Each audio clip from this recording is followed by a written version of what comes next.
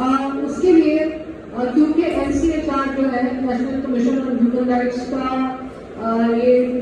کار میں آتا ہے کہ وہ جو ملکی قوانین ہیں ان کو ریویو کریں اور یہ دیکھیں کہ وہ انٹرنیشنل گورنمنٹ کنونشنز اور اسٹینڈرڈس کے مطابق کام کر رہے ہیں نہیں کر رہے ہیں. تو میں یہ میری تجویز یہ ہے کہ جو ریویو ہے لاس کا، اوور آل لاس کا اور جو کوڈ ہے، دونوں کا یہ دو الگ الگ چیزیں ہیں. تو کمیشن جو ہے اگر وہ اس کی ذمہ داری لے، NCHR کی جو سندھ کی باڈی ہے، اگر وہ اس کا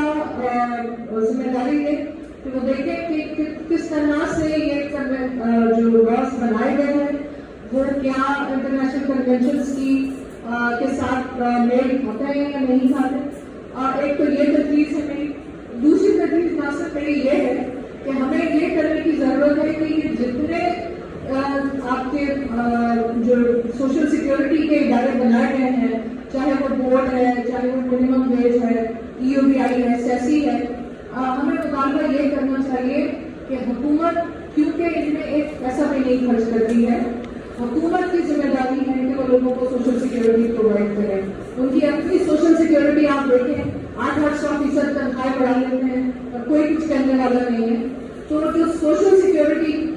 ہے وہ سب کے لیے ہونی چاہیے، وہ کسی ایک کے لیے نہیں ہونی چاہیے. اب بہت سی باتیں ہیں جو یہاں کی جا سکتی ہیں. میں صرف ٹریڈ یونین کے حوالے سے بات کروں گی کہ جو ٹریڈ یونین کا قانون ہے پاکستان میں اس وقت، اس کے مطابق اگر آپ یونین بنانا چاہتے ہیں،